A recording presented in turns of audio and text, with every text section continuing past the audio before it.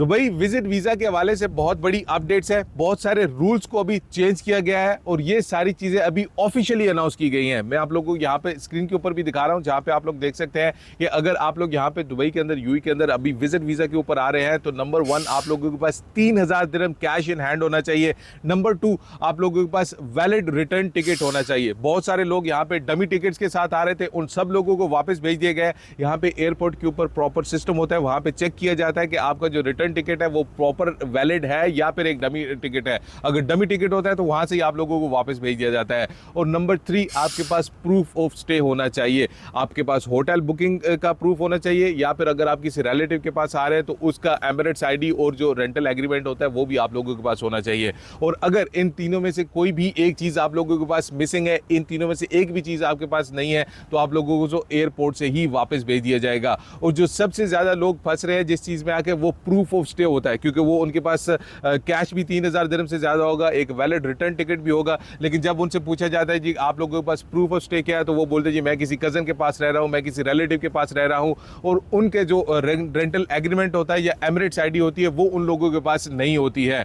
इसमें बहुत सारे जितने भी टूरिस्ट आए थे उनको इस चीज का सामना करना पड़ा कि उनके पास पैसे भी ज्यादा थे, उनके पास रिटर्न टिकट भी था। लेकिन जब उन्होंने बोला जी कि अगर आप रिलेटिव के पास स्टे कर रहे हैं तो उसका जो इजारी जो रेंटल एग्रीमेंट होता है यहाँ पे यूएई के अंदर उसको इजारी बोलते हैं, वो दिखाएं जो उसके नाम पे होना चाहिए, प्लस उसका एमिरेट्स आईडी दिखाएं। तो उन्होंने एमिरेट्स आईडी तो दिखा दिया, लेकिन जो रेंटल एग्रीमेंट था वो उस बंदे के नाम पे नहीं था, क्योंकि वो जो रूम था उसने अपने नाम पे नहीं लिया था, वो किसी के साथ शेयरिंग में कर रहा था। तो ये चीज अभी आप लोगों के लिए बहुत ही ज्यादा इंपॉर्टेंट है कि अगर आप यहाँ पे आ रहे हैं, बाकी दो चीजें आपके पास है, तो आपके पास as a proof of stay आप होटल बुकिंग बना सकते हैं। और वो जो होटल बुकिंग होती है वो फिर आप लोगों को जितने दिन आप लोगों का यहाँ पे स्टे है अकॉर्डिंग टू दैट वो प्रॉपरली होनी चाहिए। अभी ये चीजें बहुत ज्यादा स्ट्रिक्ट कर दी गई हैं।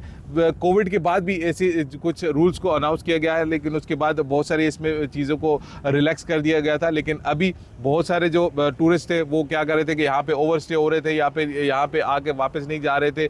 उन चीज़ों को टैकल करने के लिए अभी ये सारे जितने भी रूल्स हैं उनको स्ट्रिक्ट किया गया है। इसकी सारी जितनी भी डिटेल्स हैं उसका लिंक मैंने डिस्क्रिप्शन और कॉमेंट के अंदर डाला है, जहाँ पे आप लोग जाकर पढ़ेंगे तो जिन लोगों के साथ जिनको यहाँ पे एंट्री नहीं दी गई है उनकी पूरी पूरी स्टोरी भी बताई गई है, वो आप लोग पढ़ लें। और मेक श्योर कि अगर आप लोग यहाँ पे दुबई के अंदर यूएई के अंदर विजिट वीजा के ऊपर आ रहे हैं तो ये तीनों चीजें आप लोगों के पास मस्ट होनी चाहिए। और बहुत सारे लोगों के साथ ऐसा भी हुआ है कि उनके जो कंट्री के एयरपोर्ट है वहां से उनको जो उनकी फ्लाइट है वो ही बोर्ड नहीं करने दी गई, वहां से भी उनको प्रॉपरली चेक किया जाता है कि जितने भी लोग हैं उनको उसी एयरपोर्ट से पहले फ्लाइट लेने से पहले ही अपने ही मुल्क में वो प्रॉपर चेक कर लेते हैं यार के पास आपके पास दिरहम्स 3000 दिरहम्स है, प्लस आपके पास होटल बुकिंग और ये जितना प्रूफ ऑफ स्टे या रिटर्न टिकट है या नहीं है। तो ये चीज़ें अभी आने वाले दिनों में आप लोगों के पास लाजमी होनी चाहिए। और जैसा मैंने आपको बताया इनमें से अगर एक भी नहीं है तो आप लोगों को यहाँ पे एंट्री नहीं दी जाएगी। अपना ख्याल रखिएगा अपने चैनल का भी।